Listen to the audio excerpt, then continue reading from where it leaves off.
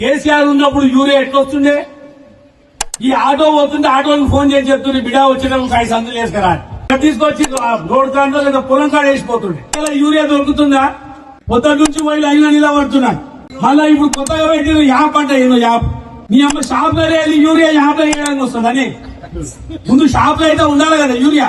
కేసీఆర్ ఉన్నప్పుడు 4 నెలల ముందు ఏ రాష్ట్రం వాడు యూరియా కొనక ముందే మన దగ్గర తెచ్చి స్టాక్ పెడుతుండే. ఇవాళ సోయి ఏమంతా ఉందా కాంగ్రెస్ లా? కేసీఆర్ కి ఎట్లుంటుండే? తెలంగాణలో ఇలా పూలకంపల్లిలా ఎన్ని ఎకరాలు ఉంది, ఏ పంట వేస్తున్నారు, హిమాపూర్లో ఎన్ని ఎకరాలు ఉంది, ఎంత పంట వేస్తారు, దానికి ఎన్ని విత్తనాలు కావాలి, ఎన్ని ఎరువులు కావాలి అని ముందే లెక్కేస్తుండే. లెక్క వేసి 4 నెలల ముందే వేరే రాష్ట్రం వాడు నిద్ర లేక ముందే సారు మొత్తం యూరియా తీసుకొస్తుండే. ఒక ముఖ్యమంత్రిగా కేసీఆర్ మానిటరింగ్ చేస్తుండే.